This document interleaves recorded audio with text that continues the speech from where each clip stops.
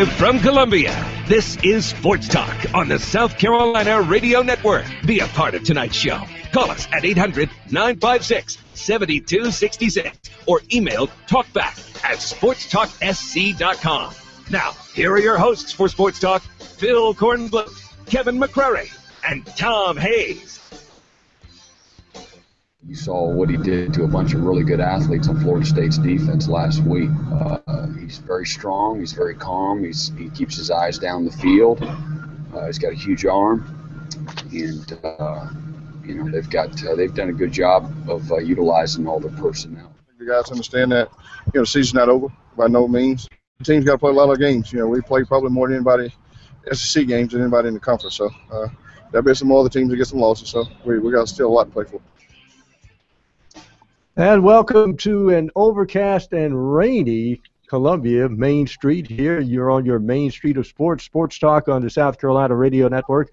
I'm Tom Hayes, a.k.a. The Pro, here in Columbia. Phil has the night off. He will be doing a little fasting a little bit later on over the next 24 hours for Yom Kippur.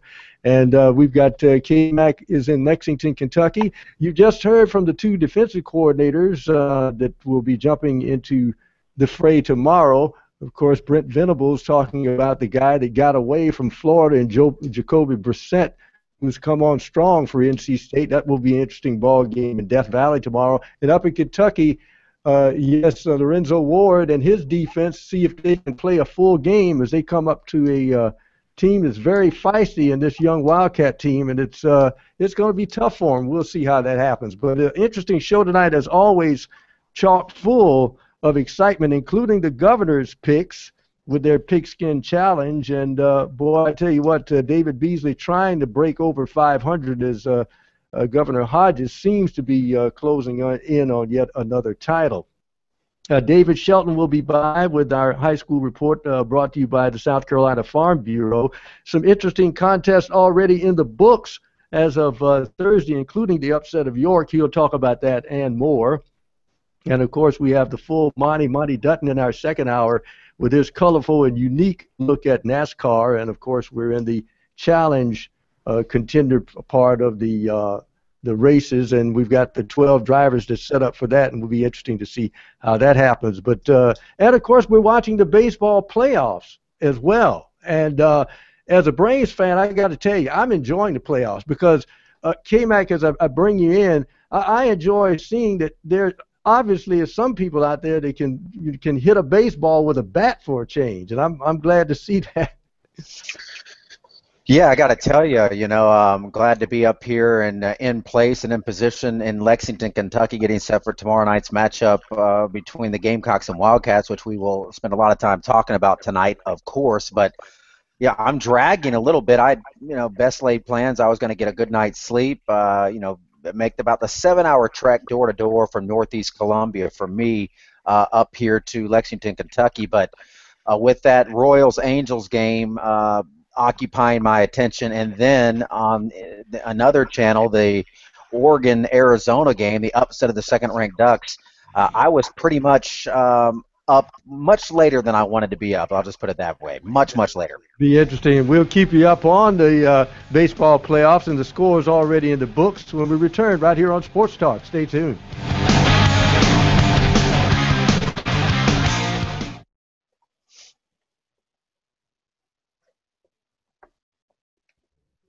You hear the music all right, K-Mac? Yeah, well, I didn't. I saw your text message, though. Okay, cool. That's what I was worried about. I just want to make sure I give you those numbers there. Yeah, you hear it on Skype or Google. Yeah, when you're talking, it drowns that out. So it works out. It worked out well. I knew when I saw 20, I was wrapping it up.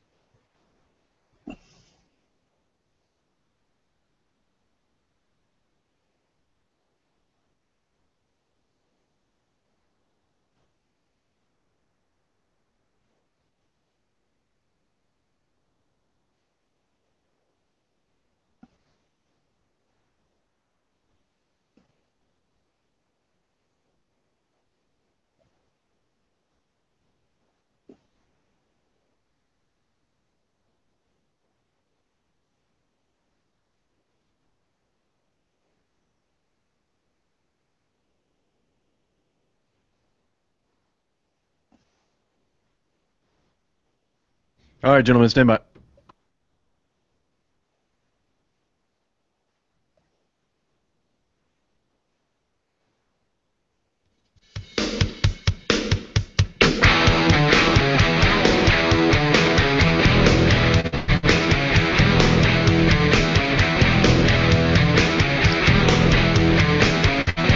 And welcome back to Sports Talk on this overcast Friday on Main Street here in downtown Columbia. I'm Tom Hayes, a.k.a. The Pro. K-Mac in Lexington, Kentucky in anticipation of that Saturday night game up at the Commonwealth Stadium as South Carolina tries to right the ship after that debacle against Missouri in the last 7 minutes. And you can reach us tonight by giving us a call at 1-800-956-7266. That's 1-800-956-7266. Or you can hit us up on Twitter at SportsTalkSC.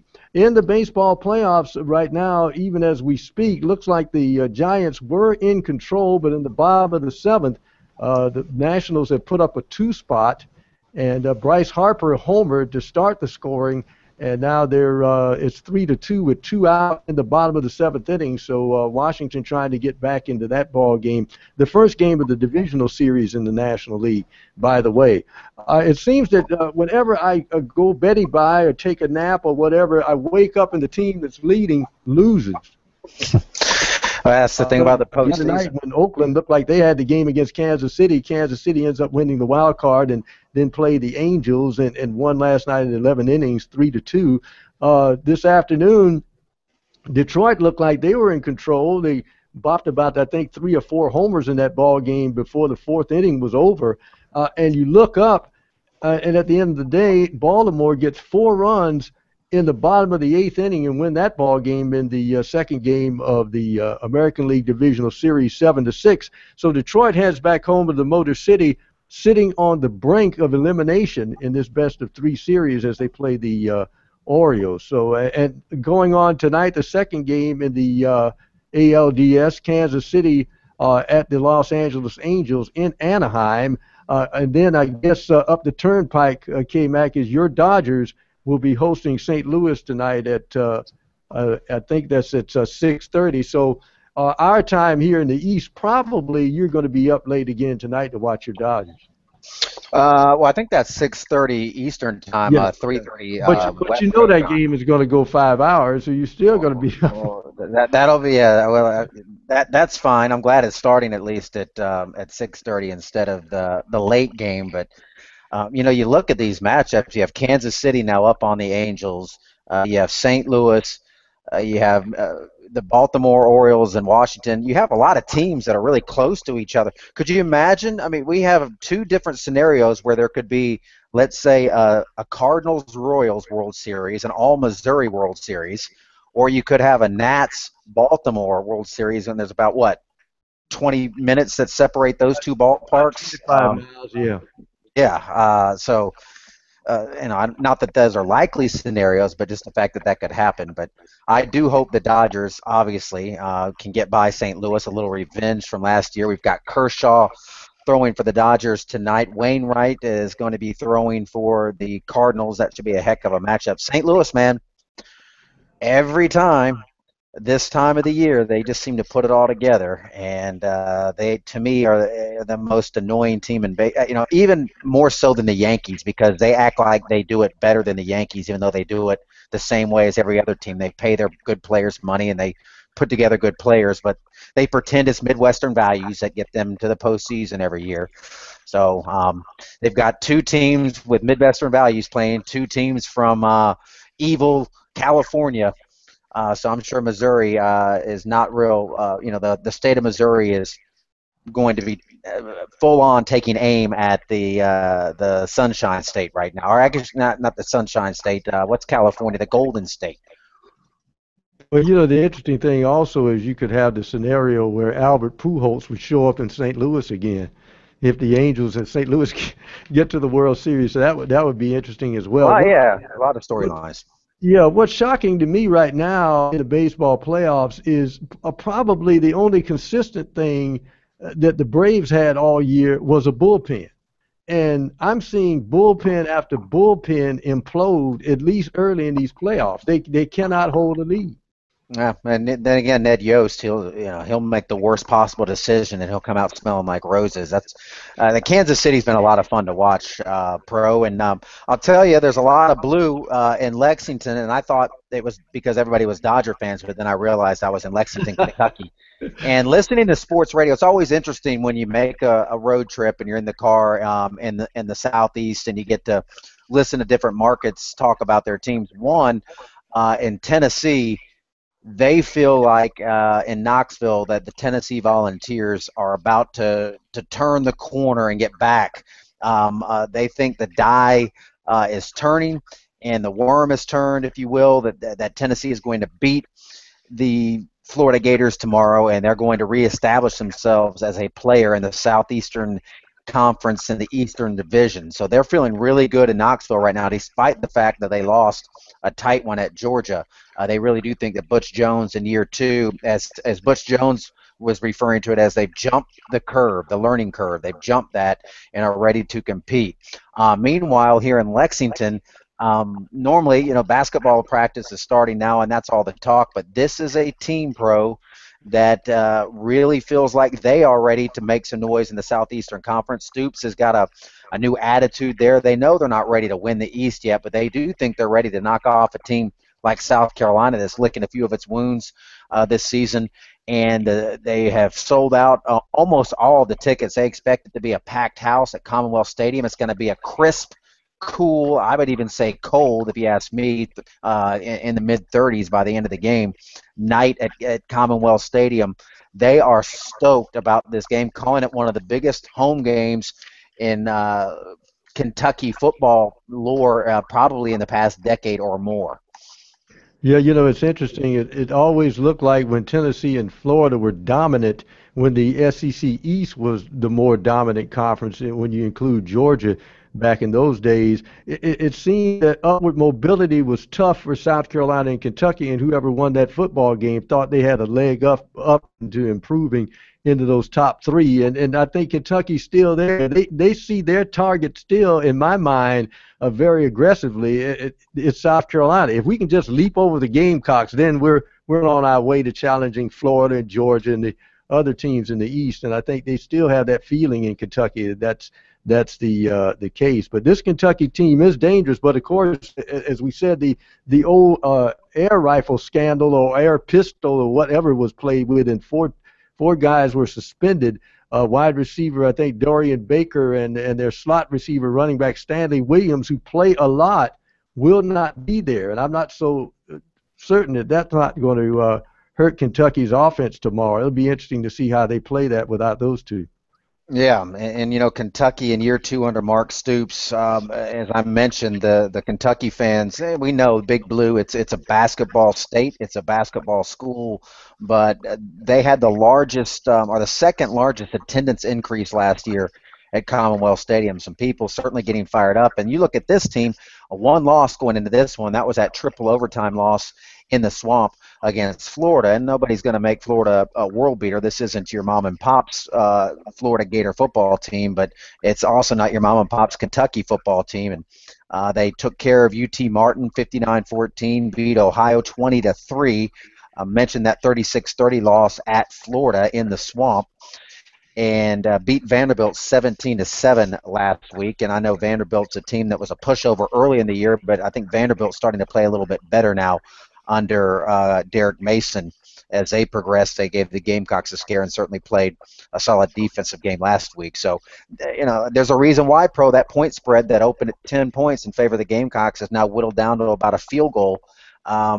People are very nervous. I've talked to a lot of Gamecock fans this week, and I think the overall mood is scared to death.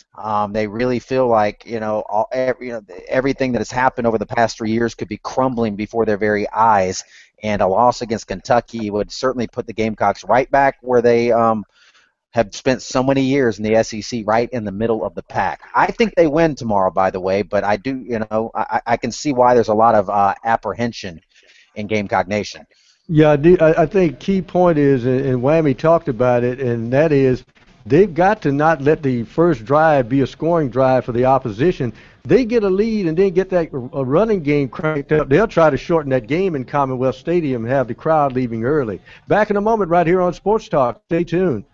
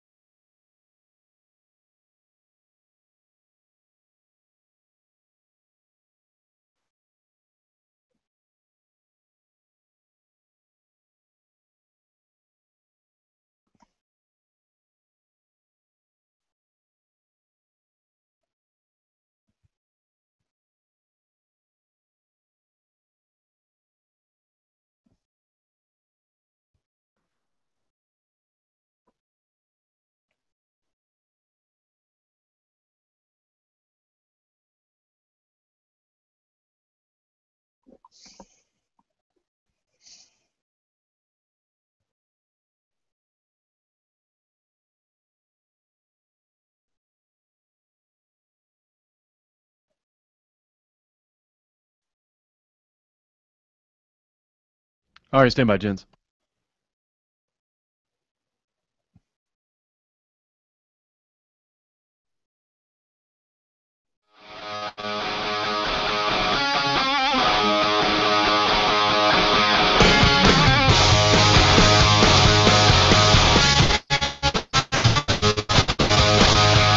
If you'd like to reach us to talk about what you think your team is going to do tomorrow as far as Clemson and South Carolina is concerned, or any team for that matter, you can give us a call at 1-800-956-7266, 1-800-956-7266. Remember, the Governor's Challenge, the Pigskin Challenge, Jim Hodges and David Beasley coming up in just a few moments. Stay tuned for that. And, of course, David Shelton a little bit later on this hour with the Farm Bureau High School report, and some of the games already in the books. Be interesting to see what happens. We're talking about baseball before we get back to football, K-Mac, and this word for Braves fans, and I know some Braves fans are already going to say, the Braves have retained Freddie Gonzalez as manager. He's not going anywhere. Interim general manager, believe it or not, still interim, John Hart announced that today. Also, Bo Porter, the fired third base, the fired manager for the Houston Astros earlier this year, will become the third base coach. And the Braves aren't bringing back Doug DeCenzo, the third base coach from last year. Assistant hitting coach Scott Fletcher is gone. Of course, Greg Walker stepped down on Monday. And they've also hired an assistant general manager in John Capolella. But they haven't hired the general manager yet. So the new general manager they hire, his first job is to find a hitting coach with the current manager. So it seems to me, K-Mac, that the tea leaves said they may be hiring in-house.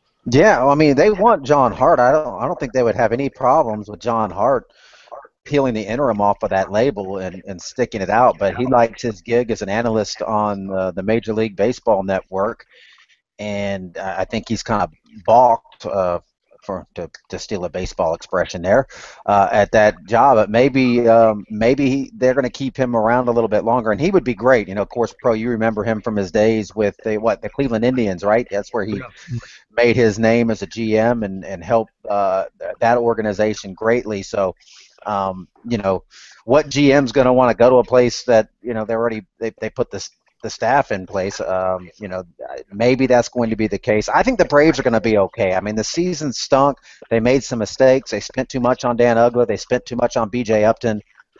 So again, it's still another baseball expression. They swung and missed there, but they've made more good moves than bad moves. They're not that far away. They're not the New York Mets. They're going to be okay. And Freddie Gonzalez is good. I like Freddie Gonzalez. I think he's a fine manager. I thought he did well with the Marlins. I think he's done well with the Braves. He's a good guy. I think the players seem to like him. The Braves are going to be okay. I still think they have a lot of the pieces there. They need to make a few moves and get themselves right, but they're going to be okay. Yeah, they need a leadoff hitter. Speaking of bad moves, and turning to the Clemson game, K-Mac, it seems to me that the pressure on the Florida coaching staff is just insurmountable now, especially every time that Jacoby Brissett takes the field and people say, see, you let the wrong quarterback go. Mm-hmm. Yeah, if you're Will Muschamp, you better be checking your resume for spelling errors and putting that thing out. Well, speaking of errors and stumbling and bumbling, we've got the Governors going with their pigskin picks coming up in just a moment. Stay tuned right here on Sports Talk on the South Carolina Radio Network.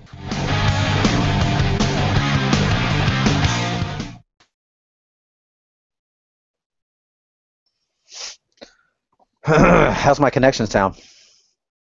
Sounds fine. I love having either one of you guys in a hotel room, and there's no issues. Well, it's got to be the right hotel room. Courtyard by Marriott, you can count on them. Heard. Or Fairfield. Really, any Marriott property. I believe in them. I believe in Marriott. A nice, strong Mormon family. If it's good enough for Mitt Romney, it's good enough for me. Vote Republican. Yeah, I guess indirectly I'm contributing to the GOP because I'm sure these guys are very big donors.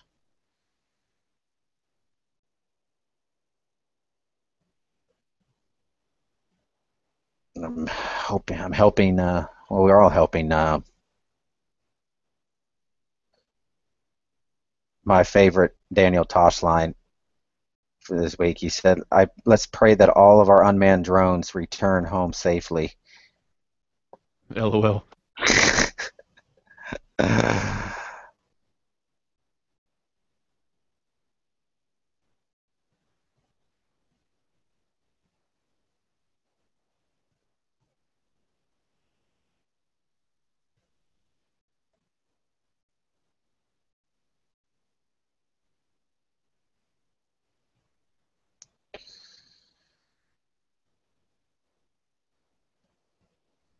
It amazes me that people aren't more suspect to those things, man. I mean, we're only a couple years away from.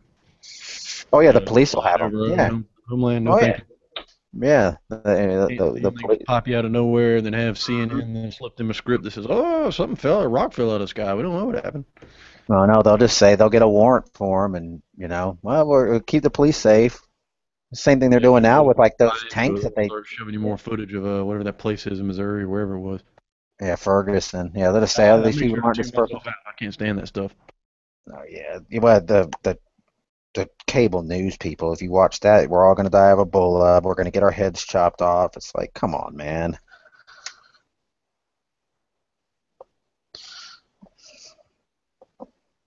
I don't even care. I'm just going to live my life. Pay my taxes.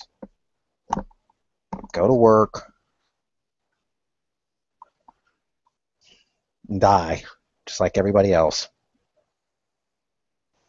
It sounds like a lovely life. That'll be even worse. Try to have a little fun in between, I guess. But I'm definitely not going to worry about a bunch of stuff that people want you to worry about. Like Ebola. Like, what am I going to do? Antibiotics, I guess. Yeah.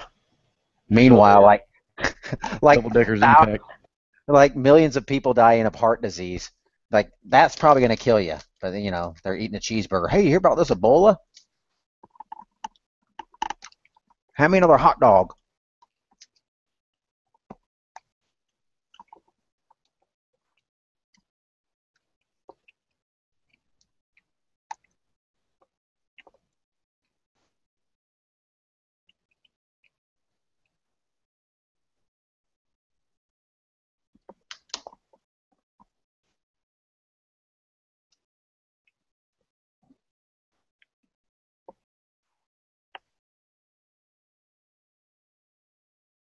3-2.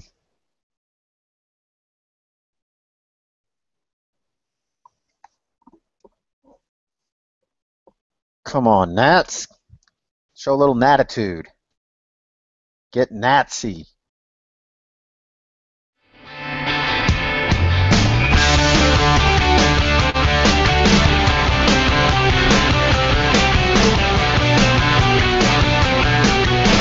And welcome back to Sports Talk on this rainy Friday, your main street for sports right here in Columbia. We're in our downtown digs here in Main Street, right in the middle of Main Street, and thankfully the raindrops have stopped falling. And we're ready, I think, for our picks as far as the Governor Pigskin Challenge is concerned, and we have Governor Hodges with us live.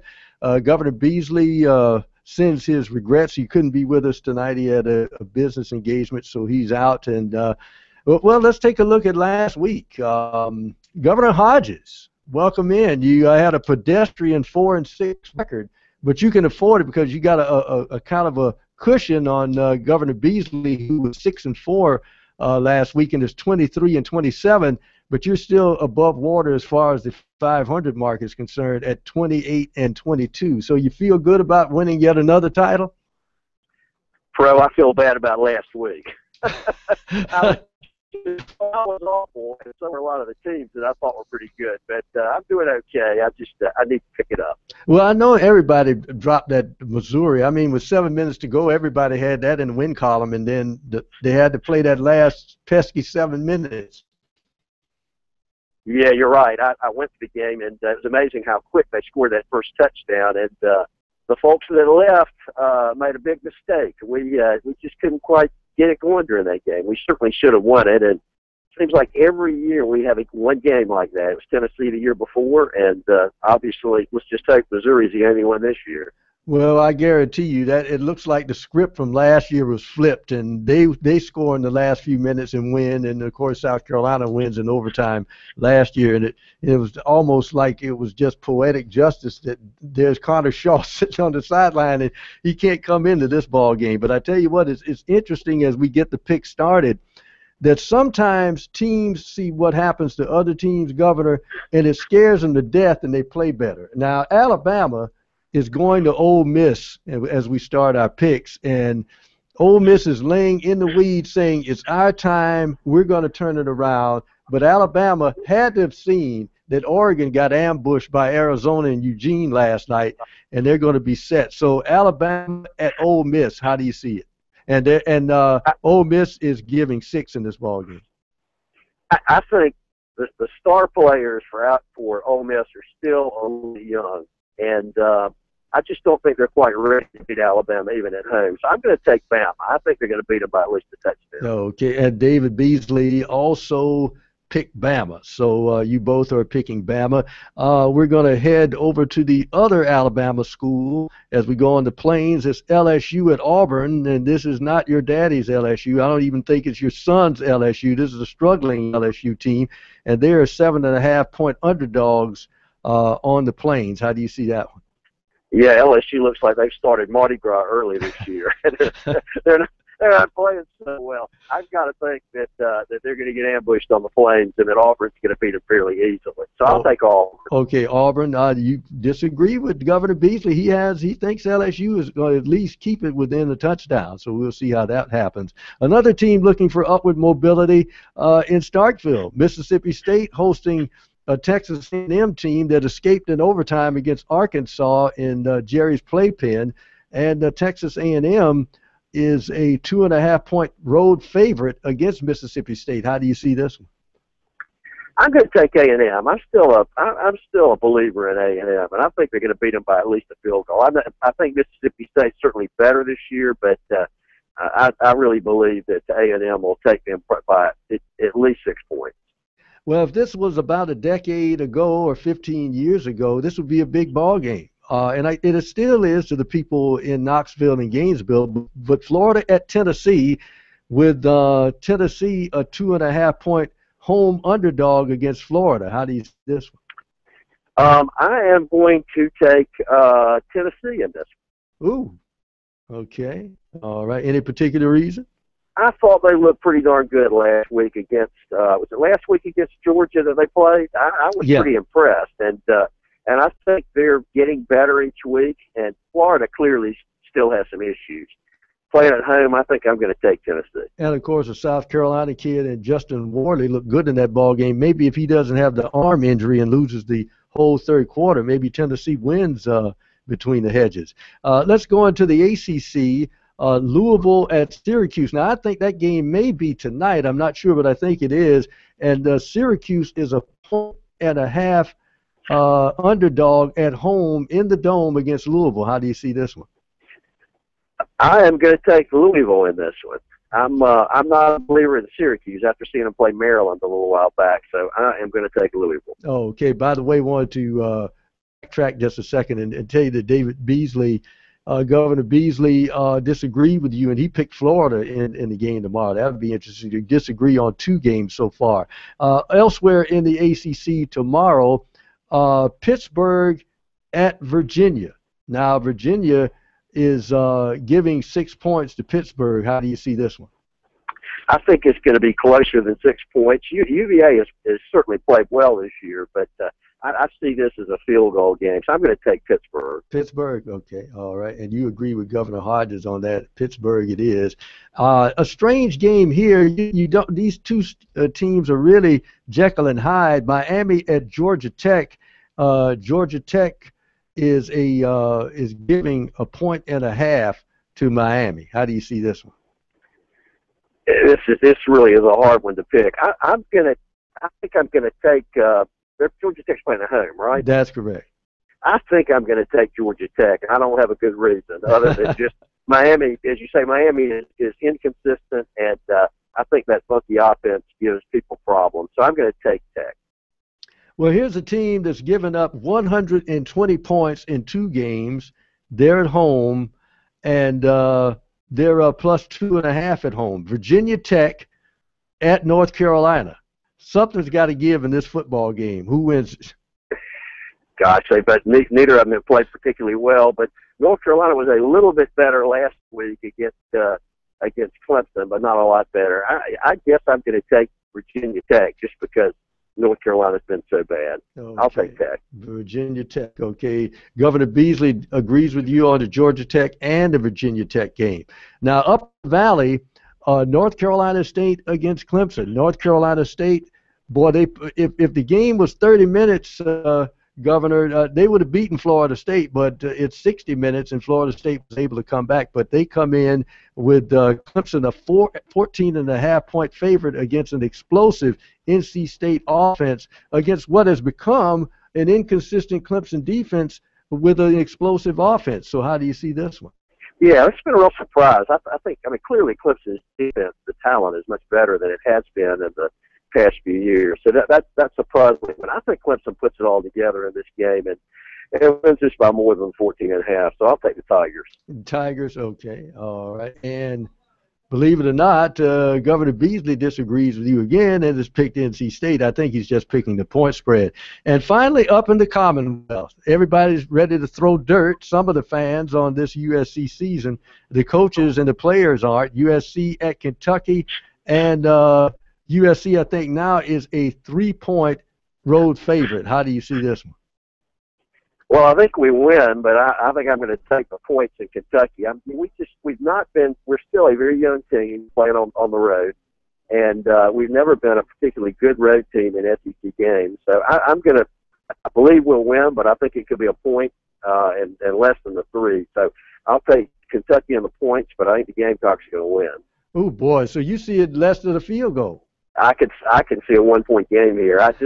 That's the way we played Vandy on the road, and again, our defense is very young, so I think it could be a 21-20 game. Okay, just to recap, you disagree on a few ball games. You and Governor Beasley, you've got Kentucky, he's got USC. You have Clemson, he has NC State. Let's see, Georgia Tech, you agree on that game. Let's see, Tennessee and Florida, you disagree on. and Auburn and LSU you disagree on. So a lot of games you disagree on, so the scoring will jump as far as looking at next week is concerned. Governor Hodges, thank you for your time, and Governor Beasley, we've got your picks. We'll see who wins coming up next week. Stay tuned for more sports talk in just a moment. Stay tuned.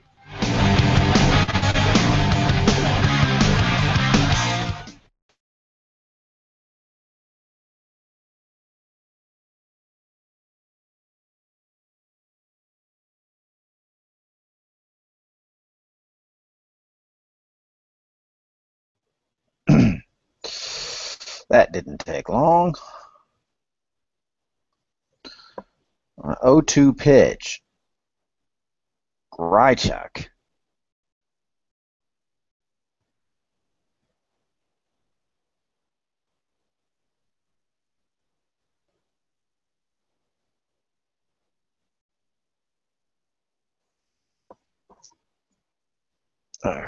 Homer.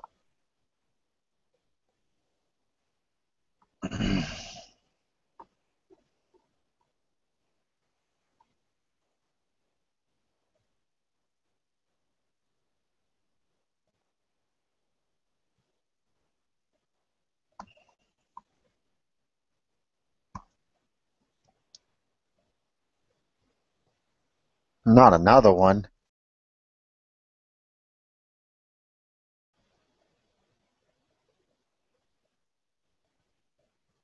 Jeez, they really make it.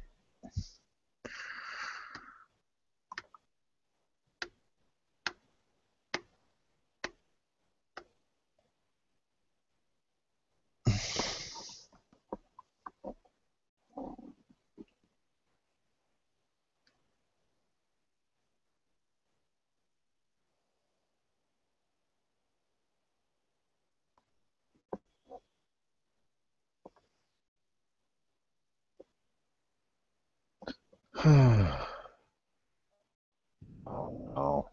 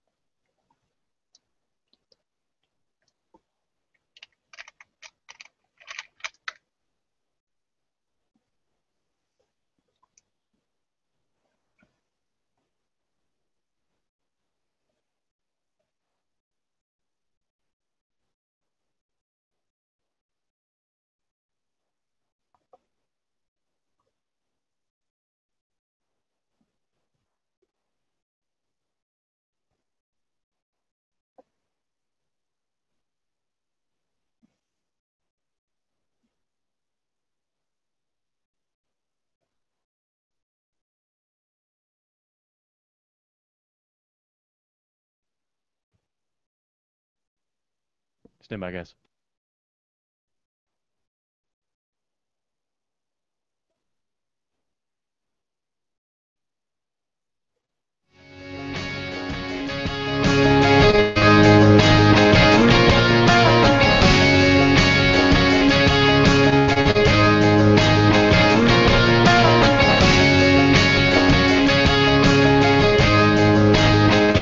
And welcome to this Friday edition of Sports Talk. Tom Hayes on Main Street here in downtown Columbia, your Main Street for sports talk.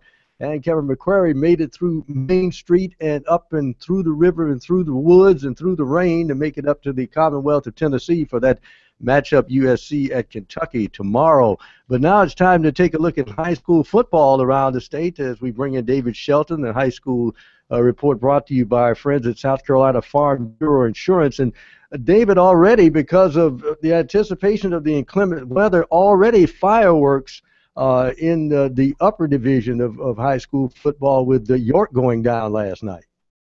Yeah, well, Thursday night football is usually, reserved for the junior varsity guys, but a lot of varsity teams played last night because of the weather, and you're right. Top-ranked York fell to Northwestern, who, by the way, has won 4 straight since losing their first 2. And, I told Phil on Monday night that I thought this game could be pretty interesting, and it turned out it was. And so we'll have a new number 1. It'll be Dorman next week, more than likely. Oh, interesting. And, in fact, Dorman, I think, really had a easy time last night with Malden. But great action up at Gibbs Stadium on the campus of Wofford is Burns. This team does not look as dominant, especially defensively, as the other Burns teams. But they had a shootout with Spartanburg last night. Yeah, and, primarily the game was a shootout because Burns put the ball on the ground a little bit. Spartanburg managed to score 2 on fumble returns and block a punt for a touchdown. So 21 of their 41 points came via the turnover. So, the scores are a little bit misleading because Burns really shut down Spartanburg's offense. Spartanburg had 220 total yards, I think, did not even get 100 yards rushing, and Tavian Feature only had 15 yards on 9 carries. So, but Burns is good. Defensively, they're going to continue to get better, I think. I think they're still going to be very solid and, of course, a state title contender before it's all said and done. Now, what some of the matchups in the various divisions tonight, what are you looking for? What's the key matchups? Well, most of the best games were played last night. But there's a couple of games down here in the Low Country. Somerville and Stratford are playing. That's always a big rivalry. And Fort Dorchester and West Ashley is a pretty good rivalry, and they're playing tonight. That's where I'm headed tonight. Well, that's where I'm at. But like I said, most of the top games were played last night. Now, is weather going to affect any of the football games tonight, in your opinion? Yeah, I think so. In fact, where I'm at Fort Dorchester, it's raining now. They say it's going to probably be sporadic, but I think most of the games will get done before the heavy stuff hits. So people may be driving home, but I think they're going to get the games in. Well, as far as switching gears just for a moment, I think probably on Monday the coaches from North and South Carolina are going to get together and they're going to name the Shrine Bowl participants. Should we anticipate any surprises or maybe a player or two in your mind that's right there at the cusp that could be left out? Honestly, I believe there will be some names announced on Monday that will surprise some people. And there will also be some names not announced that will surprise some people. I think that's just the nature of the beast. I think when these coaches get in the room and they don't take player ratings and they take actual performance on the film, on what they see on film, I think that's going to leave some kids out. And I talked to one of the assistant coaches earlier in the week, and he said some people are going to raise some eyebrows. He wouldn't give me a name, but he said there'll be a few eyebrows raised at people who did not make the Shrine Bowl. Well, it's interesting. You look at the head coach, and this is any head coach in any year, David. Can you look at the system that they're married to and kind of figure out what player may be left out because it just may not fit his system, even though it's a strong player? Yeah, and I think a lot of that is one factor, and I think another factor, Tom, is that there may be a gluttony of great players at one position. In other words, there may be 5 or 6 really, really good top-notch defensive linemen. Well, do you take, 5 or 6 of those guys, or do you take 3 or 4? And there may not be any linebackers of great note, so they may end up taking linebackers who maybe not a lot of people have heard of in terms of recruiting, but they're good high school players. And as the coaches will tell you flat out, we're going to win the game, not to make people happy with the recruiting list. We're trying to win the game, so they're going to have to pick the personnel that fits what they want to do. And quickly, David, your upset tonight, if there is one. Honestly, nothing comes to mind. I think the upsets were last night. I don't really see anything being a great upset tonight. But they're high school kids, so we'll see. Okay, thanks, David. As always, thank you enough. That's David Shelton in our high school report, brought to you by our friends at South Carolina Farm Bureau Insurance. As he said, the big upset was last night with York going down to the hands of Northwestern by the score of 44-19. We're back with more in a moment. Stay tuned right here on Sports Talk.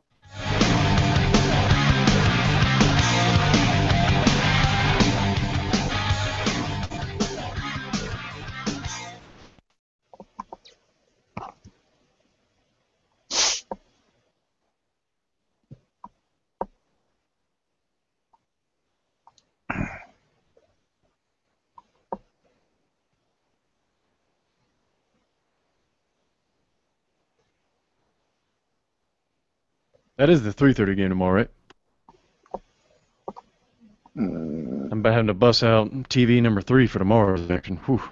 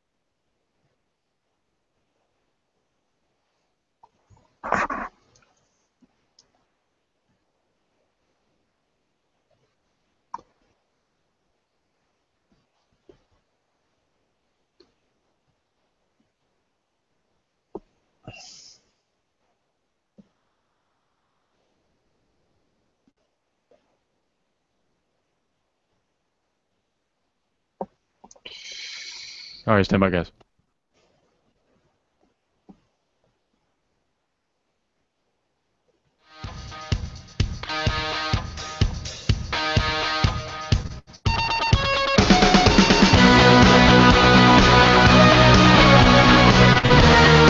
And now that we've got the governor's picks in the books, we can kind of take a look at what we did, meaning the staff here at Sports Talk and Matt the newsman, and how we fared. Sort of pedestrian last week as far as that's concerned, looking at the scores. Let's see, Corn was 5 for 5 last week. I was 5 for 5. Steak Man was 4. Graham Pope was 4 and 6, and Matt the newsman was 6 and 4. But the guy making the greatest headway was K-Mac, who went 8 and 2 and rebounded to only 1 game behind me as far as that's concerned. In fact, I'm in second place because Matt the newsman is 29 and 22. I'm at 28 and 23. K-Mac is, wait a minute, no, we're tied. Matt and I are at 29 and 22. K-Mac is at 27 and 23. Corn is 26-24, and Graham, just getting his sea legs, is 10 under 500 at 20 and 30. So that's where we are as far as that's concerned. So let's see, who did we pick this week? Alabama. Everybody picked, 3 people picked Ole Miss, but Graham and Matt, Alabama, they picked in that contest. LSU and Auburn. Corn picked Auburn. I picked Auburn. K-Mac had LSU. Graham and Matt the newsman had Auburn. Texas A&M at Mississippi State. This was a tough game for me. I picked Mississippi State, as did Corn and Graham. Picking Texas A&M were Matt the newsman and K-Mac. Florida, Tennessee, Tennessee for yours truly and the Corn. University of Florida for K-Mac, Florida for Graham, and Tennessee for Matt the newsman. Louisville at Syracuse. Everybody across the board picked Louisville in that one. Pittsburgh at Virginia. It's Pittsburgh for Graham and Corn, UVA for me, K-Mac, and Matt the Newsman. Miami at Georgia Tech. This could go anywhere. Corn, yours truly, and K-Mac pick Georgia Tech. Graham and Matt the Newsman have Miami. Virginia Tech at North Carolina. Virginia Tech for Graham and Corn and Matt the Newsman. K-Mac and I went the other way and picked the Tar Heels of North Carolina. NC State at Clemson. NC State for the Corn, Clemson for me.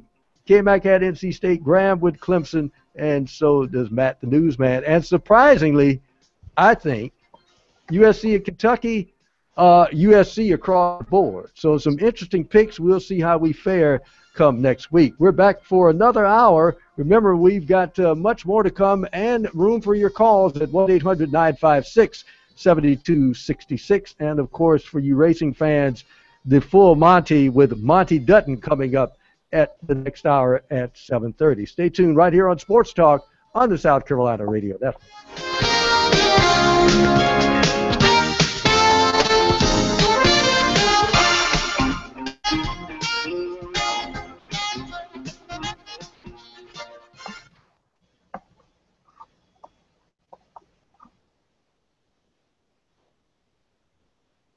Oh. Oh, the Dodgers strand a runner on third. All right, well, I got a couple of hits, got some guys on base. What are you going to do?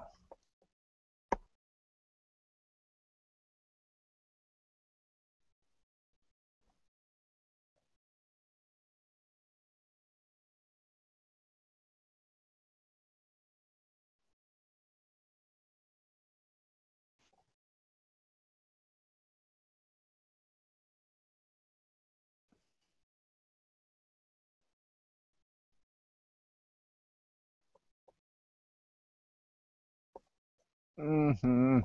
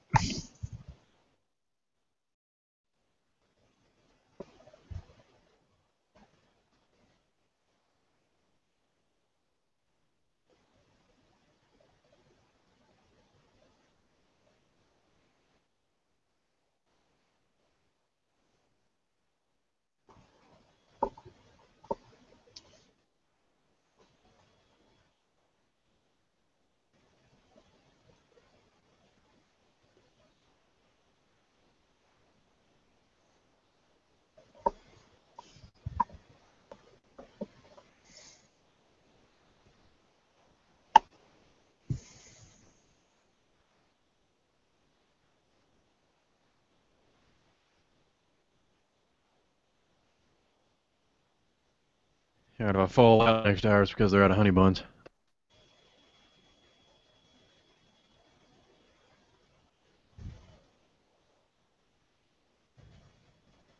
Probably feeding him to that dang dog over there.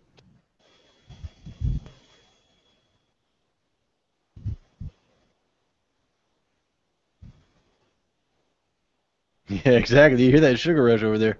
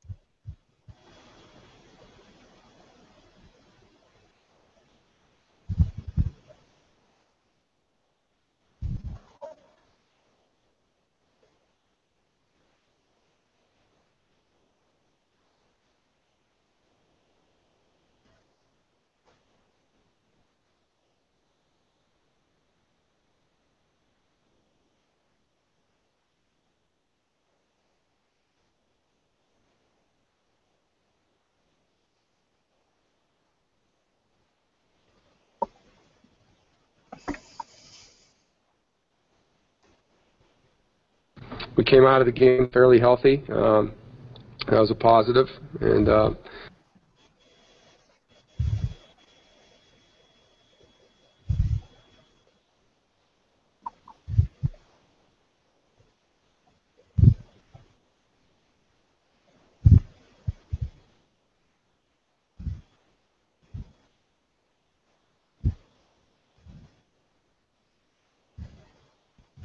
Small, slow, and stupid.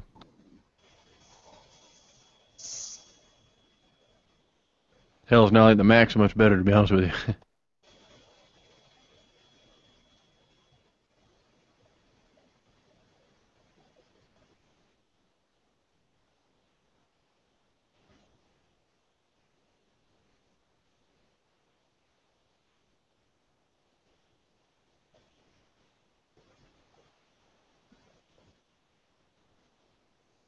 All right, stand by, gents.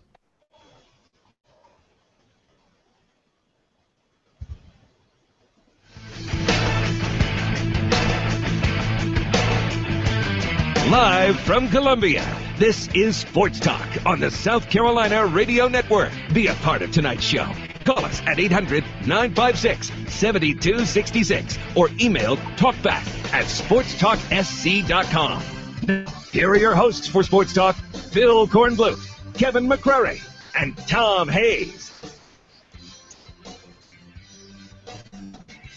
And welcome to our second hour on this Friday edition of Sports Talk in rainy Columbia, your main street for sports on Main Street in downtown Columbia at our plush studios. K-Mac is in his comfortable hotel room in Lexington, Kentucky, awaiting the Kentucky and South Carolina game tomorrow night. But right now, with bated breath, watching is Clayton Kershaw. My goodness, gives up a home run in the first inning, and already the Cardinals have a 1-0 lead. They're in the bottom of the ninth inning in Washington with San Francisco clinging, and it just went final as I say that. San Francisco holds on to beat Washington 3-2. So San Francisco up 1-0 in that best-of-5 series. Earlier today, Baltimore pushed Detroit to the brink of elimination in their second game, going up 2-0, scoring 4 runs in the bottom of the 8th inning and beating the Tigers 7-6 to take a 2-0 lead in that best-of-5 series. That series moves on to Detroit, with Detroit having to win to gain any traction in that series. Kansas City at the Angels of Anaheim, or Los Angeles Angels of Anaheim, in Anaheim tonight, later on TBS. But K-Mac, your Dodgers coming out of the gate just a tad bit slow. Yeah, I mean, you didn't expect a home run so soon with these two pitchers on the mound, especially Kershaw, who is certainly going to win the NL Cy Young and could make a run at the MVP for the National League. But Grichuk just got a hold of one. The right fielder, the number 2 hole hitter, hit one down the left field line and gave the Cardinals a 1-0 lead, and 1 run in a game with these two pitchers. Seems like a lot. The Dodgers did get a runner on third base. Yasiel Puig with a 1-out single ended up on third, but with runners on the corner, Hanley Ramirez was not able to drive in a run, and the Dodgers will have to come from behind at home against the Cardinals. But as we know, Pro, a lot of baseball left in L.A. Oh yeah, and of course the clock says it's just now getting toward a little bit toward rush hour traffic in LA. So it'd be interesting to see if they wake up as the sun starts to creep over the clouds. That'll be interesting to see. But St. Louis again, one of those teams. They've got a college atmosphere in St. Louis. Closest thing in baseball I've seen when their crowds get cranked up in Busch Stadium. So it'd be interesting to see what happens there. And speaking of college crowds getting cranked up, K-Mac, as you said, the Big Blue fever pitch for the pigskin for tomorrow night. But South Carolina sort of in this boat last year when they got upset by Tennessee. They were dragging, and then they stagger into Missouri and steal a game in overtime. You see, I guess by your pick, you see a similar maybe bounce back game for them, this one in the Commonwealth. Yeah, I still think the Gamecocks can put it together and play better. I don't think they're as talented as they were last year, especially on the defensive end of the ball. I think they are having a recalibration type of year where they need to get some experience out there, and they're going to take some lumps along the way. But I do think they're going to find a way to pull one out here against Kentucky. It'll be easy, and I wouldn't be shocked. I certainly would not be shocked if the Gamecocks lost tomorrow night. I know that's hard for some people to believe, Pro, but I wouldn't be stunned if that happened.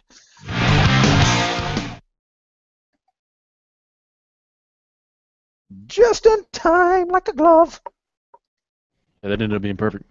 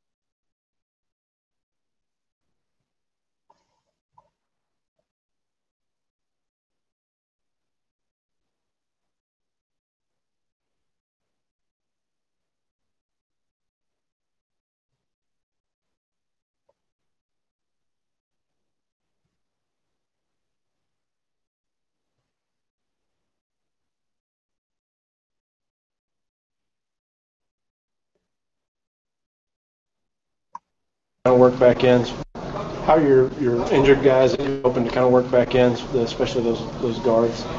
They're practicing. They practiced this week. There no setbacks, so it'll be good to have them back.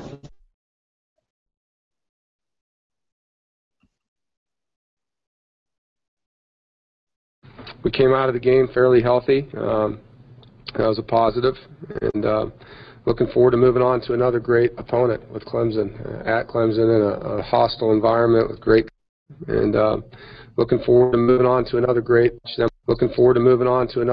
opponent with Clemson, at Clemson in a hostile environment.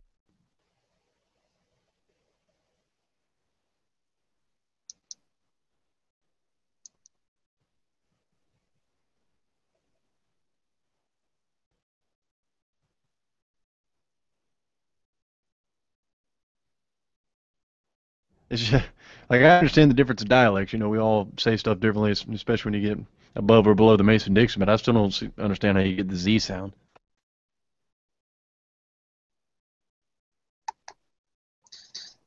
And the last three letters are S-O-N, son. Say it all the time, son. Come here, son. I'm gonna beat you, son. You know better than that, son.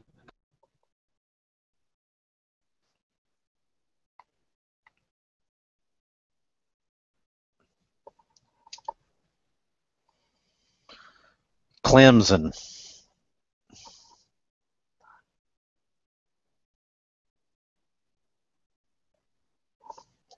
We're at Clemson. Never understood how they make that noise. Such a weird sound.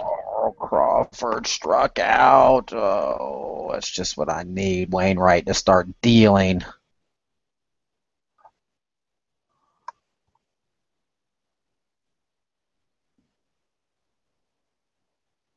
Juan Uribe. Come on, Juan. Watching this on Gamecast is very interesting. Yeah, I've never been a big fan. I've never been able to maintain my focus on a laptop looking at that stuff. They've actually made it to where like the ball like goes out in the outfield and you don't know if it's going to drop or if it's going to be right out, and you're like, oh, it's a single. Takes about 4 minutes in between pitches. Thank you, guys. And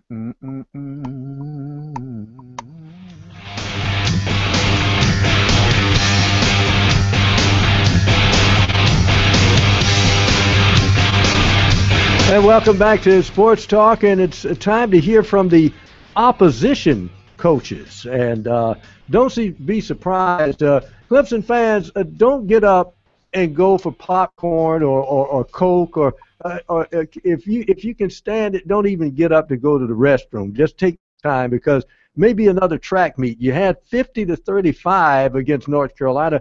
Wouldn't be surprised if Clemson and NC State, I have Clemson winning, but another fireworks display and another track meet will break out at a football game as North Carolina State takes on Clemson. Some looking for a letdown because NC State looked like they had Florida State under control, but the Seminoles exploded in the second half and won that ball game. But Dave Doran says the Wolfpack won't have a letdown. They're looking forward to Tiger Town. Moving on to another great opponent with Clemson, at Clemson in a hostile environment with great crowd noise. And you watch them on film, especially defensively, they're really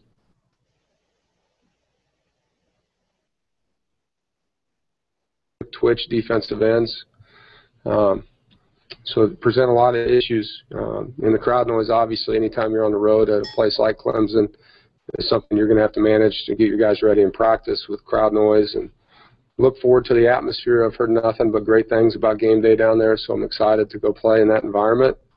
And, it's just another week for us to try to knock somebody off and see where we stand against a really good football team. And they made a switch to Deshaun, quarterback, and guys really playing well, 10 touchdowns, 1 interception, 70% completion rate. It's got some receivers that will go up and get the football.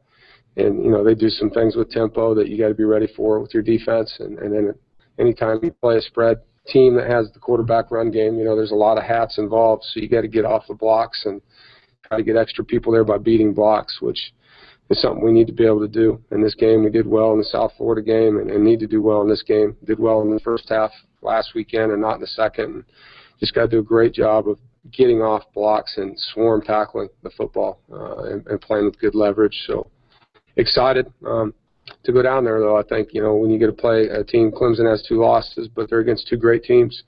And everybody knows, they're finished with the Florida State that could have gone either way. The missed field goals they had and kind of a weird snap deal going in. And that game could have easily gone their way. So, playing a really good team that could very well be undefeated. With that, I'll open it up. What do you remember about last year's game with Clemson? Would you say that was your best ACC game of the year? Yeah, it was. Guys played hard, played fast. We were disruptive on defense in that game. We had a lot of tackles in the backfield in that game. We forced turnovers in that game, and we had an injury to Bird that hurt us in the secondary in the second half, and they started throwing the ball over our head at corner when we had to move Dante inside. They had that one receiver that was just jumping over everybody. But, on offense, we did a lot of things formationally that gave them problems. We didn't get enough points in that game to win. They did a nice job keeping us out of the end zone. Obviously, there were some big plays that, didn't go our way.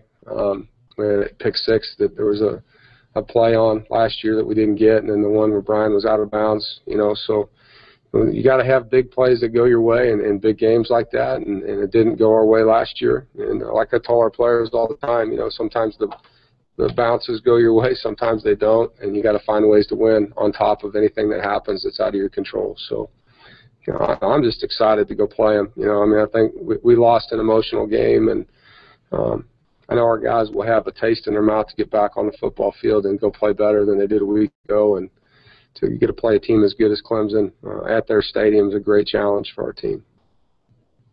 How difficult is it to prepare for a quarterback that you really don't have a lot of film on? I know you saw what he can really do last week, but he's good. You don't have a track record to really look at. Well, I think he's a lot like Taj Boyd, I guess, when you say what's he going to be like. You know, Taj was a guy that could throw it down the field and he could run. And then we know what this guy was like in high school. He was the #1 red quarterback in the nation coming out. So we know he has legs. And so we have to go back to last year's films to kind of look at a lot of the QB run game stuff. And they did some of it with Cole, but not to the level they did it with Taj, you know. And so we got to be ready for that. And, you know, they just have a lot of different ways to run power and counter with their backs stacked back there with their jet motions and, you know, similar things that we saw in the Presbyterian game. You know, if all the jets they did were you had runs going this way with the jet and runs going back away from it with counters, and guys just got to be locked in on what they're looking at. Coach Dave Doran of North Carolina State, I think some eyebrows were raised and maybe some frowns by Clemson fans when he said, it looks a lot like Taj Boyd. What do you mean? Sean Watson is better than Taj Boyd. So it'll be interesting to see. But I think probably one of the understated games on the docket tomorrow, because this could be a shootout between two magnificent quarterbacks in Jacoby Brissett, the transfer from Florida, and Deshaun Watson. Hopefully Brissett has one more year of eligibility, because those two getting it on again next year up at Raleigh could be very interesting as those teams meet in the annual Texto Bowl. Well, coming up in the Commonwealth of Kentucky tomorrow is South Carolina visiting Kentucky. South Carolina is started as a 10-point favorite. Now they're down to 3. And Mark Stoops is anxious to see what his troops can do against the Gamecocks tomorrow. How your injured guys that you're hoping to kind of work back in, especially those guards?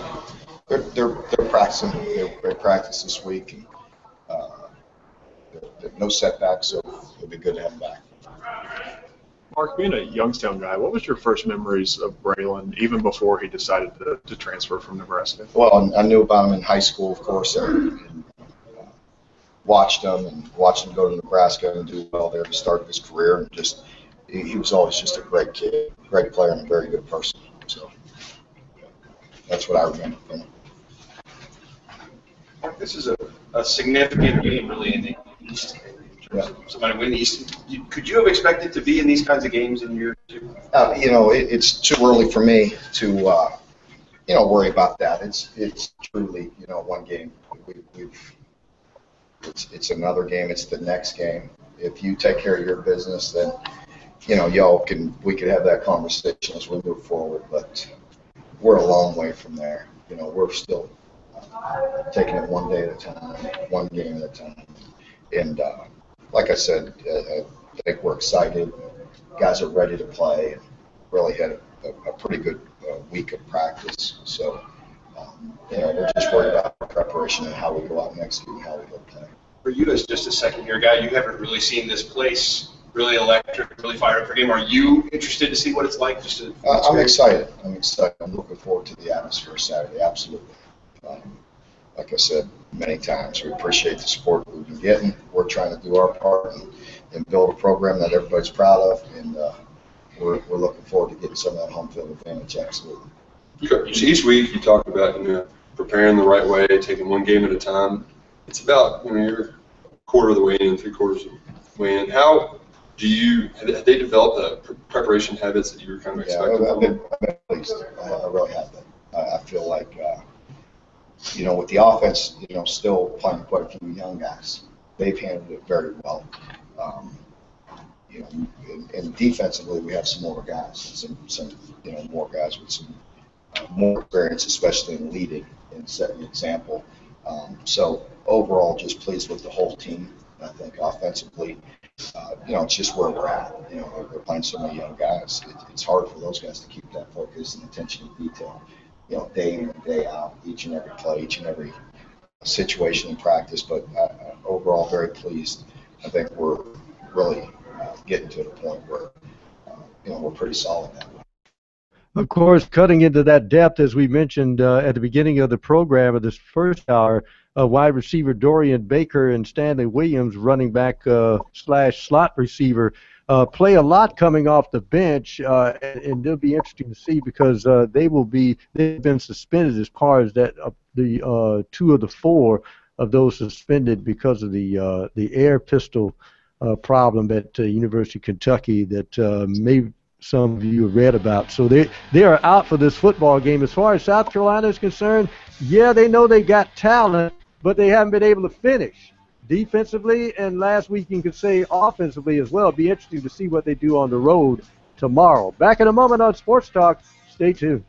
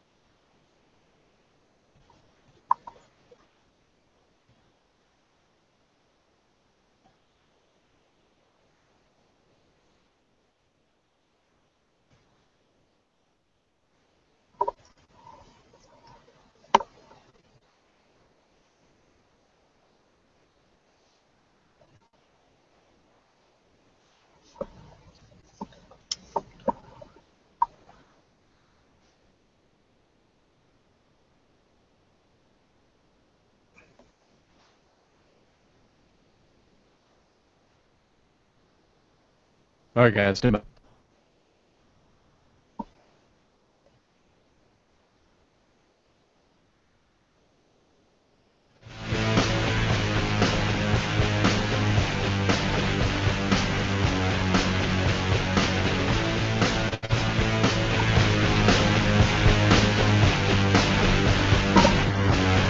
And just sort of laughing here because Louisville and Syracuse, still hard to believe, but yes, ladies and gents, this is an ACC football game, Louisville at Syracuse. And I was just kind of had a wry smile because I saw Clemson fans' favorite referee who's doing this game, and Ron Cherry is doing the game at Syracuse in this football game. And I think if I check the score, I think it's 3-0 Syracuse in this football game. I think all of us picked Louisville in this game, if I'm not mistaken. So it'll be interesting to see what that happens. By the way, I want to remind you that other action on the docket tomorrow involving state teams, the Citadel at Wofford. Something has to give at some point. And of course, the Citadel have lost 15 straight to Wofford and don't want to make it 16. It'll be interesting to see what happens up at Wofford. Will be a short contest. Both use the triple option. Could be 2 hours, and you got plenty of time for dinner and a movie after the kickoff if you're headed up to Gibbs Stadium tomorrow on the campus of Wofford. Coastal Carolina at Furman. South Carolina State, a big rival across the border in Greensboro, North Carolina, against North Carolina A&T, and Western Carolina at Presbyterian, and Wingate, I believe, is at Newberry tomorrow as well. So some interesting football going on as far as that's concerned. Came back looking at the Clemson game as I bring you back in. I know you're watching your Dodgers right now, but Joe Gore out, the appendicitis. Of course, they lose a couple of linemen before the season, and then a third one because of transfer. So if anything, if you get in a track meet tomorrow, you got to notice that your offensive line depth has taken another hit because Joe Gore had played, I think, both tackle positions, and it'll be interesting to see how Clemson handles that lack of depth tomorrow. Yeah, not everything is golden on the Clemson offensive side of the football. We're all raving, and rightly so, about the play of true freshman Deshaun Watson, who's been remarkable, but the play of the offensive line has been not good, and maybe that further amplifies just how impressive it's been to see Watson have the success that he's had despite kind of a hodgepodge unit there on the offensive line, and maybe that's a reason why the running game, one of the reasons why the running game has been unable to gain any traction is because of that offensive line. So I think that's a definite concern going forward. If you're Clemson, can they protect Watson? Can they open up some holes for the running game? Because teams are going to make it tough on Deshaun Watson, and this is a guy that broke his collarbone when they went to full contact there in the spring. You want to keep Deshaun Watson healthy, and the offensive line playing the way they're playing now, opening up the gates at times, could endanger that mission.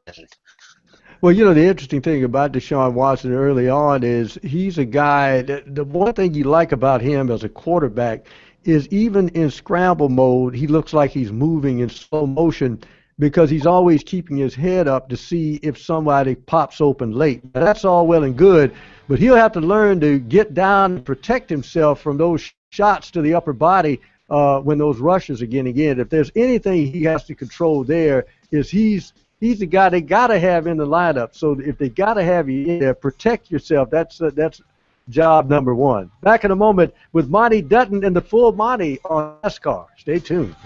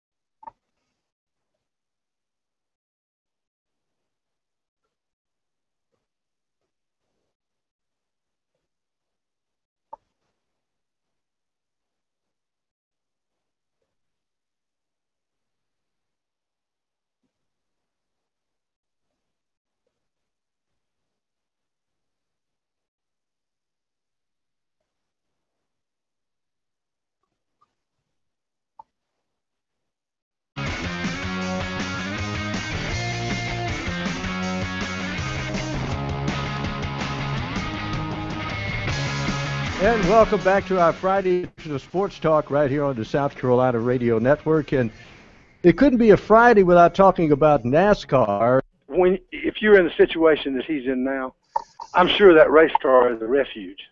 Mm-hmm. Monty, thank you very much. As always, very enlightening on a Friday to talk NASCAR with you. Thank you very much. That's Monty Dutton with our segment, The Full Monty, right here on Sports Talk.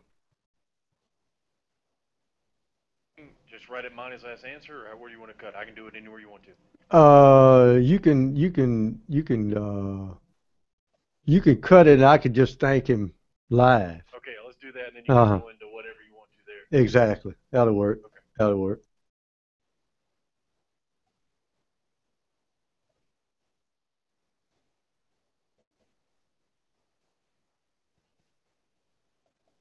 sure that race car is a refuge.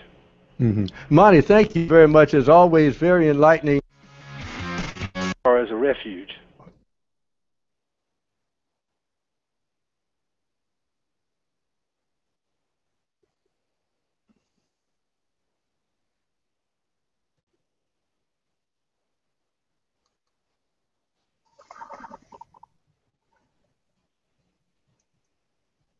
All right, K-Mac, we're playing Monty here, so we'll meet you one more time. Okay.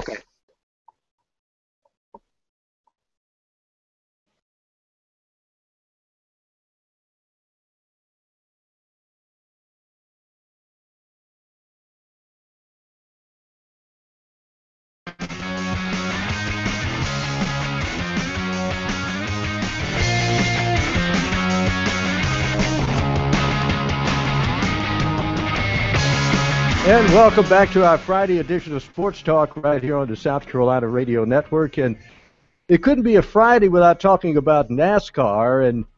And now there were 12 as we reached the contender round for the race for the chase. We bring in Monty Dutton for the full Monty. And I guess, Monty, what should I do right now? I'm filling out my brackets just like we do in the basketball field of 65. But do I go ahead and just pencil in Lagan, Keselowski, and Jeff Gordon, or there's still some traps along the way?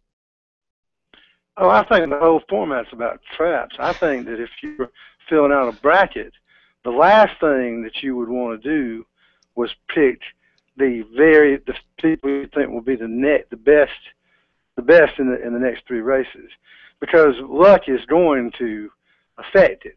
I think that the crucial point is that when it goes from 12 to 8 and 8 to 4, it's unavoidable that some big names are going to fall by the wayside, or at least it's reaching that point, because you don't have to be like 12th, you have to be 8th, and that's, I think the math goes against you. And so if you don't win a race and there's just 3 of them, then you may get eliminated by just having some kind of pit road speeding penalty or slow pit stop or an engine failure or mechanical part. So I think if you're picking a bracket when it goes down to 8, you should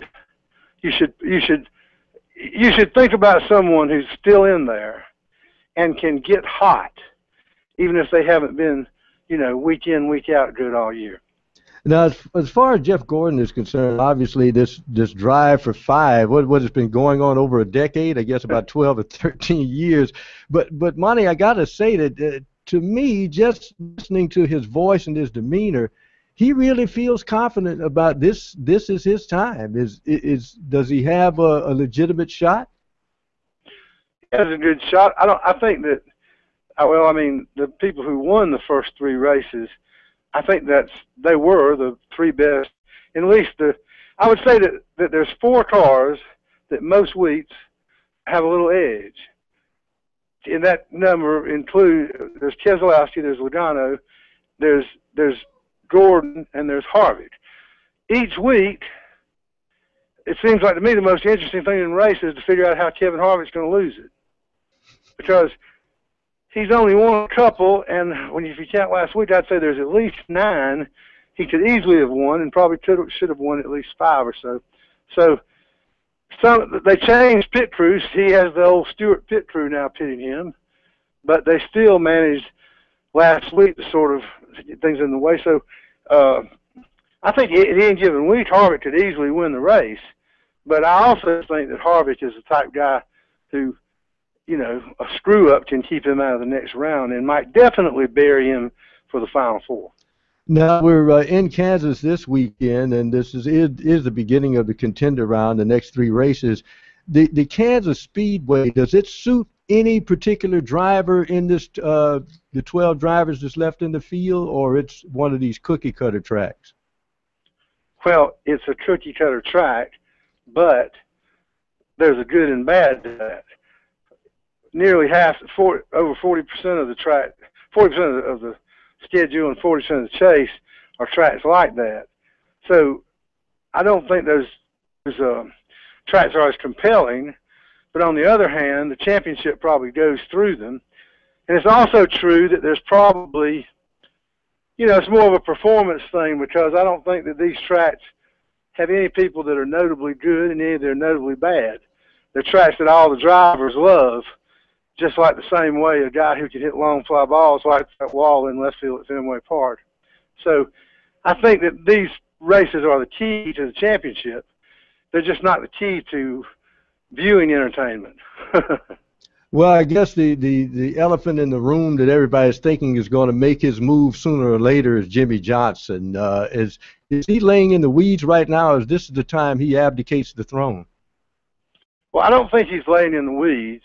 I think he is a little off, but I do think there's a clear and present danger of his emerging at any time. I mean, I don't think this is all, calculated. He would have won by now. But I do think when a guy's won, 6 championships in the last 8 years, nobody's going to ignore him. Mm-hmm. Well, tell me this. Obviously, he started off like a house of fire, and everybody says, hey, the guy is finally arrived in Dale Earnhardt Jr. What's happened down the stretch for him? I would say he's in sort of the same boat as Johnson, in that he seems to have lost a little bit of an edge he's trying to regain. But, I mean, he drives for Hendrick, so does Gordon, and so there's access there. I think everybody wants him to do well. But he's another one who's, he might be the guy who drops out in this next round. And I doubt the ratings will go through the roof if that happens. Well, tell me this, in your gut feeling, who wins at Kansas this weekend? I think there's a good, the last I looked, the top 2 in practice were Harvick and Gordon, and they were the fastest 2 cars last week, although it's a completely different track. But Harvick's fast every week, and he needs to be considered. But I think that Gordon. I think those 2. I think Harvick needs a breakthrough. Harvick needs a win more than others because he lacks the consistency, and he needs a win to automatically move up. That's interesting. I would be remiss if I didn't ask you this. Tony Stewart finally having a press conference talking about his feelings now that he knows he won't be criminally indicted for the unfortunate accident that took the life of the young driver up in upstate New York. But he said he never may be the same again. Do you think he resurrects his career next year, or maybe he hangs it up and just content to be a team owner? I don't think he hangs it up. And I also think that there's 2 things that have to be put into play. Number 1 is the traumatic effect of this awful accident. But as I point out in a blog I wrote this week, don't feel so all alone. When you sit there and say nobody's had to face anything like that, race car drivers are supposed to be tough. Tony Stewart has to be tough. He has to put this behind him, just like a regular person out in the world. I mean, there's not the exposure, but tragedies touch most people's lives. And so athletes are supposed to have a lot of character, and it's time for them to show it. But the second thing is that I don't know. I mean, Tony's 43 years old. I think that the older you get, the more active that you have to stay to be at the top of your game. And so I think losing half a year with a broken leg has affected Tony Stewart. So I don't know if he ever comes back, but I don't think the only reason is this tragedy. And I guess finally, you think from a mental standpoint, the outward emotion that really probably got him in trouble as far as people's trying to read his personality and whether he deliberately hit the guy or whatever. Do you think from now on, even if he gets back in the NASCAR, he would be a more mellow Tony Stewart? Probably so, but the Tony Stewart who's inside that race car and the one who's outside it, in some ways, being in the race car is, if you're in the situation that he's in now, I'm sure that race car is a refuge. Thank you, Monty. That's an interesting take on everything. And Monty, he knows his stuff. He proves prophetic, as he said. Kevin Harvick looks like he's had the fastest car, but he seems to blow races when it looks like he's right at the precipice of taking the checkered flag. And interestingly enough, in qualifying in Kansas today, guess who wins the pole? Kevin Harvick. So a prophecy from Bonnie Dutton on that one as far as that's concerned. In fact, I think that's his 8th pole of the year in NASCAR in the Sprint Cup racing. As far as the other qualifiers are concerned, Brian Bickers, Eric Amiola are second and third. Joey Logano, followed by Jeff Gordon, Brad Keselowski, Kyle Busch, Dale Earnhardt Jr., Tony Stewart, Casey Kane, and Jimmy Johnson, as he said, a little bit struggling. His car spun out, no damage, but he'll have to start back in the pack at number 32. Back in a moment, right here. Stay tuned.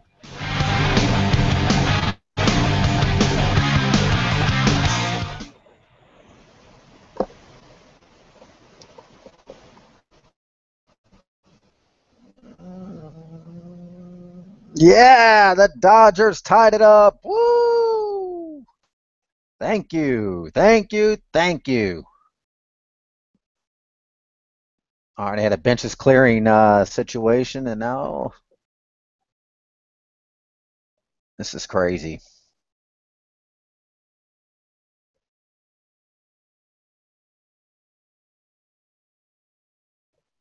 Full second, I assume.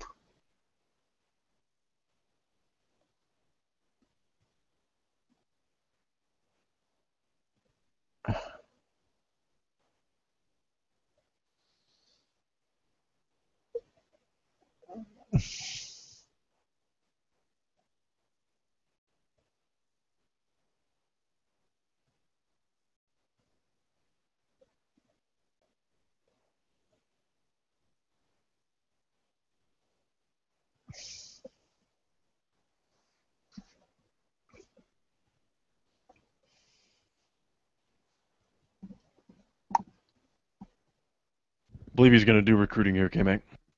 Okay, I'm standing by.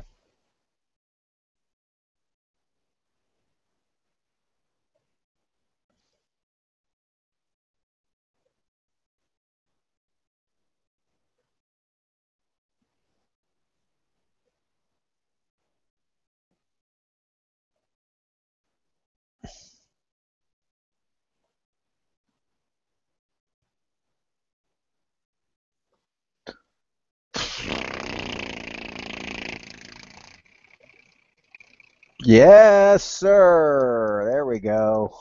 There we go. Game tracker with the little emoticons. Well, it's a crazy inning. Wainwright hit Puig to lead off the inning with the 92-mile-an-hour fastball to his back shoulder. The bench is cleared, and then he got Gonzalez grounded out, and Puig went to second. Then they got Kemp out, so there's 2 outs, and he was on second. And Hanram drove him in with a single, and then Carl Crawford has hit a double, so the Dodgers have a 2-1 lead now. What inning are we in now? Bottom of the third. Wow, I guess when the 2 aces on the hill, huh? Yeah. I mean, Wainwright clearly wasn't trying to hit. There's some blood between these teams because the Cardinals said, Wainwright was saying in July he's going to go inside, and that's just if people, what happens. So when he hit Puig in the back shoulder, I guess. Remember just 10 years ago when that was commonplace? Oh, look, he's pitching inside because that's what pitchers do. Yeah. Everybody's got to make a big deal about stuff and talk about it on Baseball Tonight and stuff now. Yeah, until you hit a guy, that's the only. I don't blame. Yeah, pitchers are entitled to the inside part of the plate, and these hitters that put all the armor on, I don't feel sorry for them. But there's no way he was trying to hit a guy to lead off an inning. And Wainwright's never been, at least back in my day when I was following baseball all the time, and Wainwright's never been like a hothead. He wasn't like Chris Carpenter. He was kind of a laid-back dude. But last year in the NLCS, the leadoff hitter was Hanley Ramirez, and he got hit on the first pitch of the game, and it broke a bone, and he wasn't the same player. And the card way, they tend to get your guys, but I'm very happy that the Dodgers made them at least capitalize and got a run. Sure. Stand by. We're coming back. All right.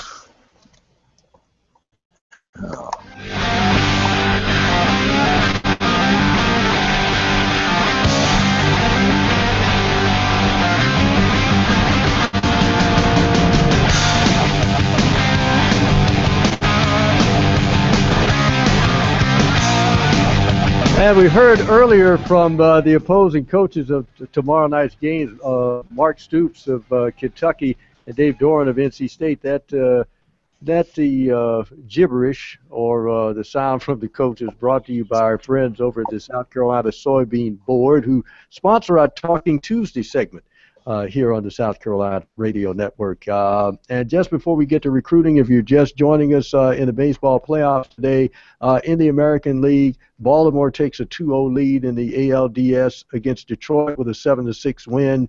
The Angels and Kansas City at Anaheim a little bit later on tonight. In the National League, San Francisco 3, Washington 2.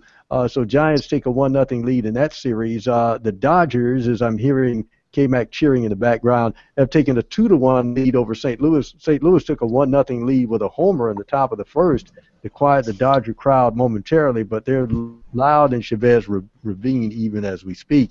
And some of the noise you hear now is some moaning and groaning from some Braves fans because the Braves have announced that they're retaining Freddie Gonzalez as manager and naming Bo Porter, the former Houston manager, as the third base coach. Now to recruiting. You didn't think you would escape, would you?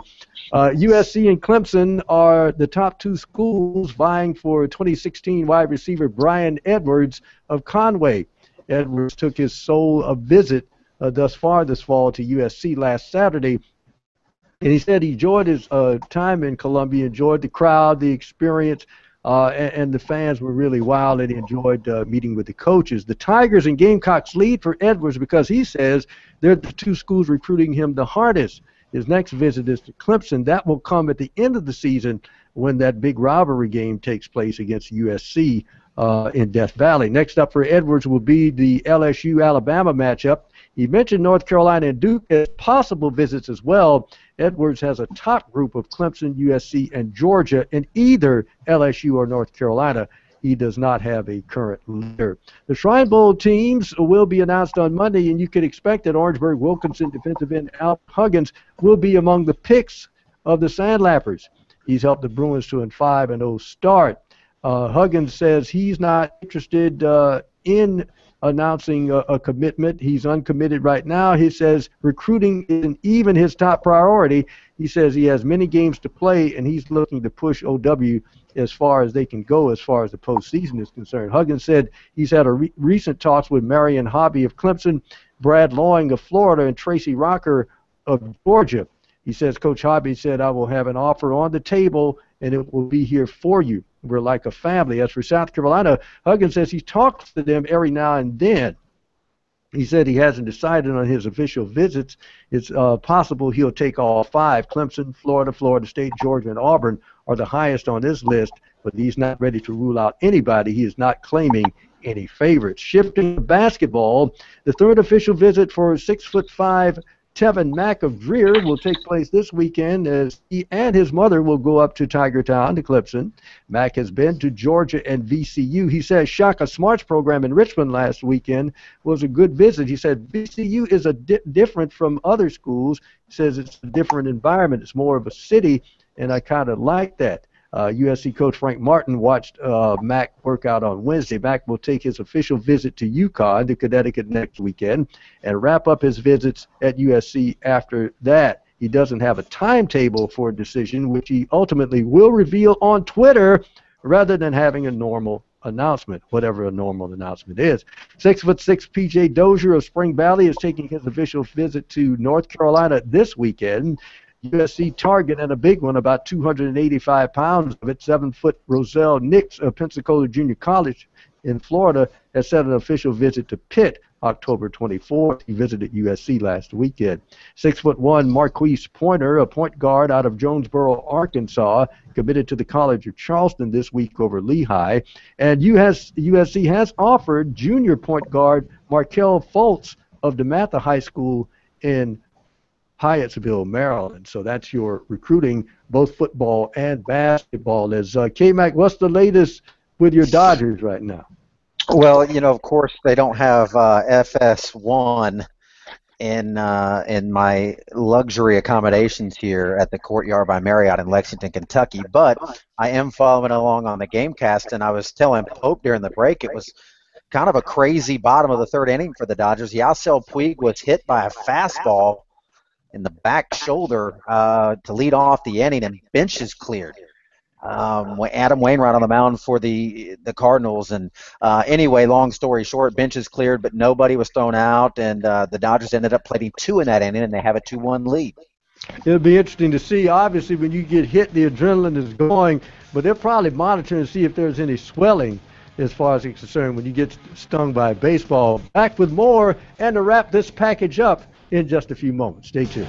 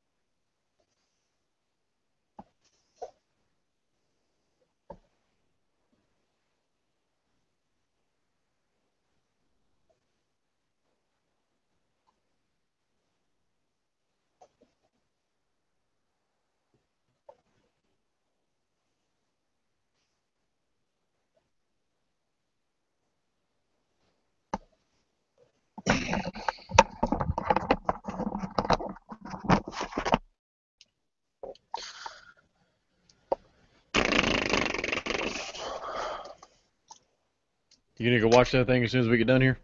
Yeah, I'm gonna run to Buffalo Wild Wings. You know where the local Platinum Plus is?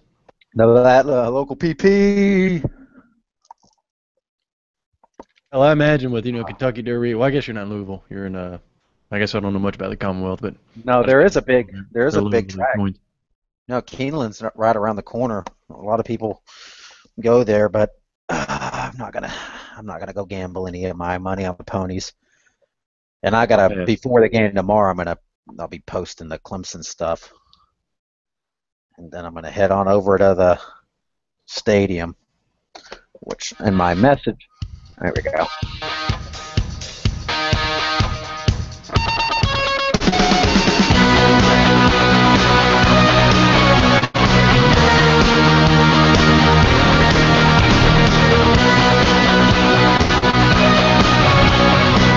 And we're going to wrap up this package, put a bow on it, our final thoughts on what may be a crazy football weekend that started, I guess, late Eastern time, way up in the Pacific Northwest as number 2 Oregon goes down to Arizona. So, K-Mac, as we look ahead, maybe the people designed to pick the Final Four are thinking that their picks is going to be tougher than they thought. Everybody kind of penciled in Oregon. Well, they'll be an undefeated Pac-12 team, and this team will do this.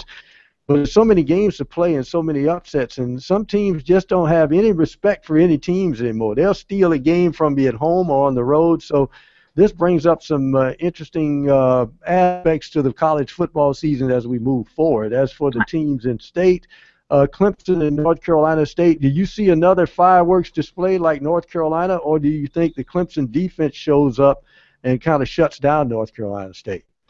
Yeah, that's a good question. I think NC State's going to find some offense there at Death Valley. The question is, will the Clemson offense come back to earth a little bit and start two? Does NC State have anything to slow down Clemson? But if you want to look at a dangerous game on Clemson's schedule, this will be one of them. Perhaps if the Tigers let up even a little bit against NC State, they could have a ball game. But I picked the Tigers on our pick'em this week, and I picked them laying the points. So I do think Clemson at the end of the day will pull away and win this game.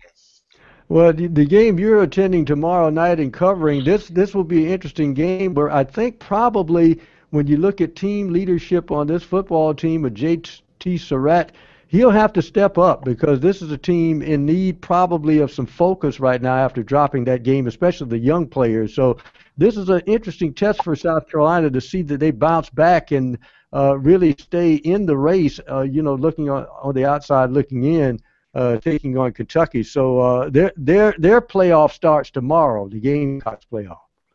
Yeah, I mean, and the Gamecocks aren't going to win the Southeastern Conference this year. We know they're not an SEC champion team, but they can put together a good season. And I think Dylan Thompson will rally the offense. I do think they'll rebound a little bit.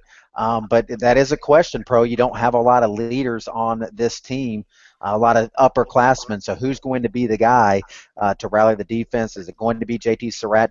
Are they going to put their best game together against Kentucky? Are they going to, with their back against the wall, answer the bell? Okay, thanks, K-Mac. We're going to let you get to your favorite watering hole in Lexington so you can watch your Go Big Blue. I am pulling for the Big Blue tonight, the Dodgers, baby. Hopefully they can hold on to this lead and Kershaw can get us home. Okay, and in the American League later on tonight on the about 25 miles down the road at Anaheim, it's the Angels hosting the Royals in Game 2 of their best-of-5 series. Kansas City winning last night 3-2 in 11 innings. This is for Tom Haynes and for everybody here at Sports Talk on Main Street. So long, everybody. See you on Monday.